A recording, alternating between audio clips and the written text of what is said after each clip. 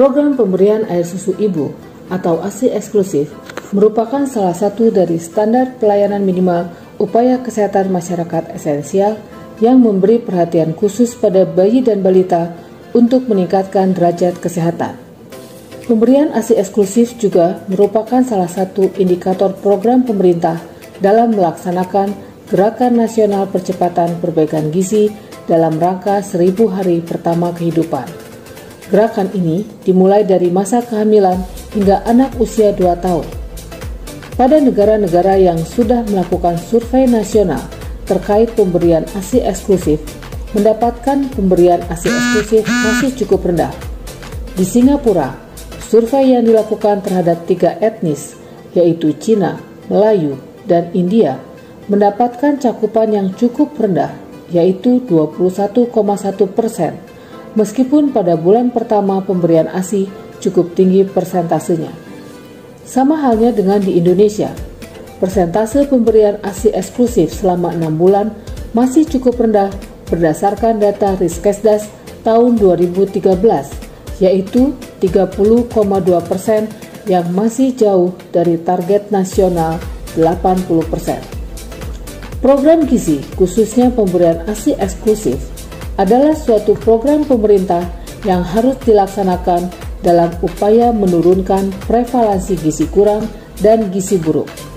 Melalui berbagai perubahan perilaku sehat berkaitan dengan kekebalan tubuh dan kecukupan gizi, pertumbuhan dan perkembangan, serta kecerdasan bayi perlu mendapat perhatian khusus.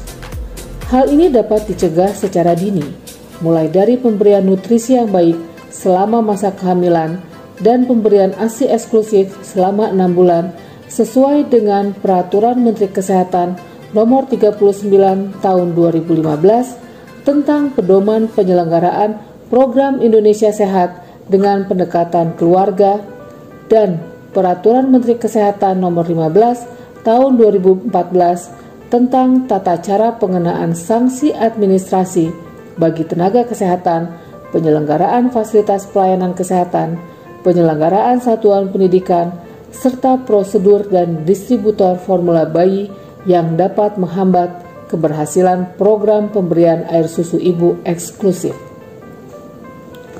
Kesadaran pemberian ASI eksklusif pada bayi di Kabupaten Bogor, khususnya wilayah Kecamatan Gunung Putri, masih tergolong rendah.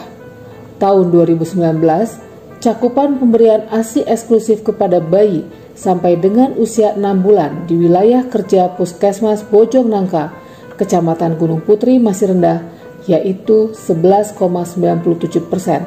dari target yang ditetapkan sebesar 50%. Hambatan dalam keberhasilan ASI eksklusif adalah kurangnya pengetahuan ibu tentang ASI.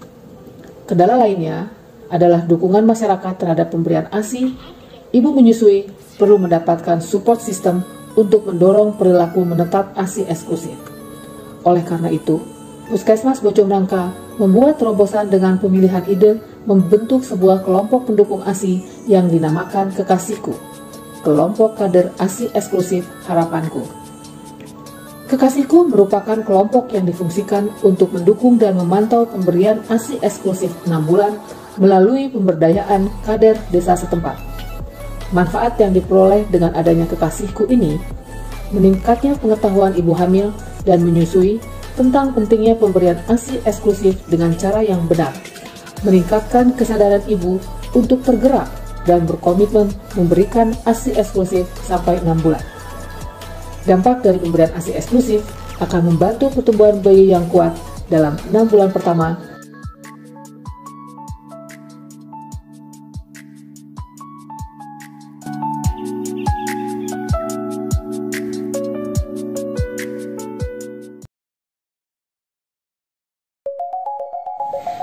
Organisasi Kesehatan Dunia, seperti yang dilansir Pusat Data dan Informasi Kementerian Kesehatan Indonesia menyebutkan, ASI eksklusif merupakan inisiasi menyusu dini pada 1 jam pertama setelah lahir. ASI adalah sumber asupan nutrisi yang penting untuk bayi. ASI eksklusif diberikan kepada bayi selama 6 bulan tanpa menambahkan makanan atau minuman lainnya termasuk air. Selain itu, ASI eksklusif dalam praktiknya adalah menyusui sesuai dengan keinginan bayi, baik pagi dan malam hari, atau sesuai kebutuhan, serta menghindari penggunaan botol, dot, dan empeng.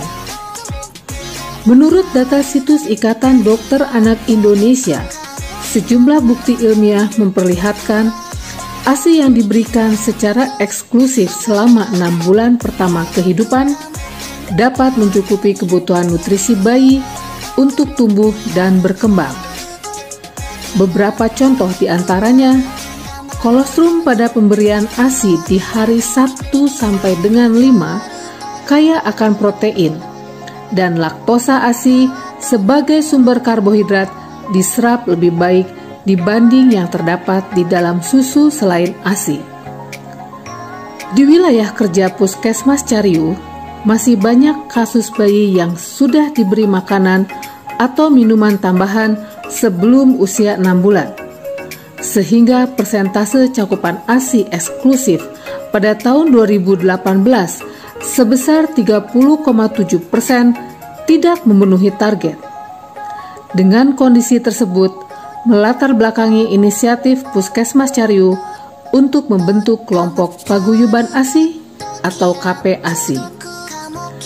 KP-ASI ini merupakan suatu wadah bagi ibu hamil atau ibu menyusui untuk belajar bersama serta berdiskusi dengan tujuan dapat meningkatkan pengetahuan dan perubahan perilaku ibu agar mau memberikan ASI secara eksklusif kepada bayinya. Pemilihan ide membentuk kelompok paguyuban ASI ini dilandasi kultur masyarakat setempat yang menyukai adanya kebersamaan atau guyup dalam kehidupan bermasyarakat, di mana para ibu ini dapat leluasa bertukar pikiran dan berbagi pengalaman dalam masa kehamilan dan masa menyusui.